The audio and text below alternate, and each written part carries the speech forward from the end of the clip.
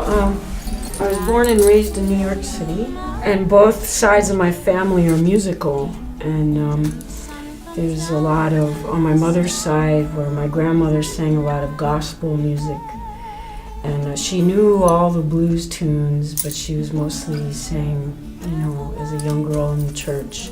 And she had 6 sisters, so they sang, and their mother before them had 6 sisters, and they sang. And on my father's side, it would be like Spanish, and his mother sang. She played a cuatro and a guitar, and my father sang beautifully. He had a beautiful voice, and he liked to sing tangos.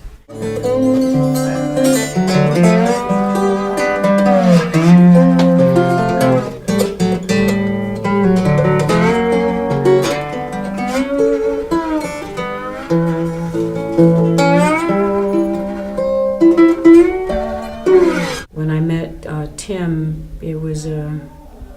I thought this was a really good opportunity to probably, since he was doing everything that was historical and trying to preserve like the roots of blues and the roots of the Southern music, I thought, well, here's a slice that he doesn't have, that he needs, and it certainly is the roots of the South. And when I found out I could do this album, I moved from my community, moved up to Chapel Hill, closed the door, and for 3 months straight I learned these songs.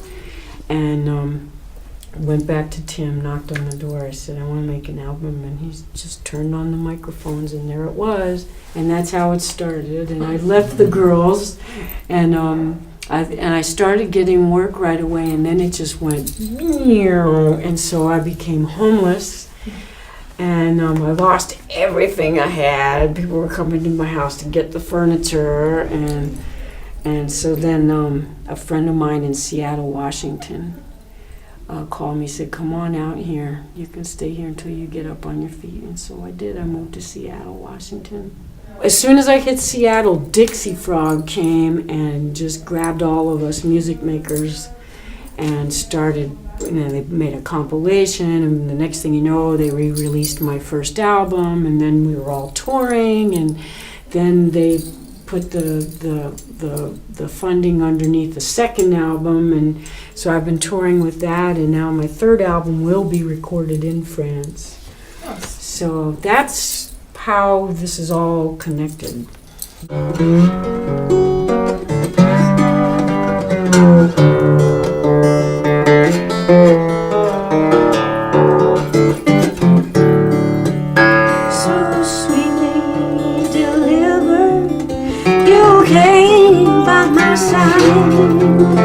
Deep and free, your words came with a smile. When I listen to blues, old blues, and some of the old field recordings, you can hardly tell the difference between the native music from the South and slave music. It's almost the same. And where they have, everybody has, all over the world, there's call and response. Right, so that's pretty universal. It's like we really share things, and it's very hard to draw the line what belongs to whom. And truthfully, it's like it belongs to everybody. And I know people look at me and they think basically I'm Indian or Latin or something like that, but I have so many relatives and ancestors that came from across the waters from Africa. So it's just, so there's this thing that goes on. It's really hard to tell what people really are. And what the truth is, we just share a lot of the same ancestry, and you never know how it shows up. So it's very hard to put fingers. It's hard to say, you can't slice and dice. It doesn't work like that. It's just, it's almost like one culture that happened, and people don't know about it in that way because it's not written history. It's oral history. Nothing ever happens like a little box.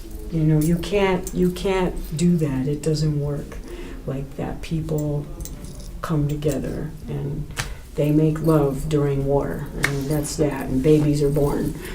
Sweet love, deliver your voice and guitar.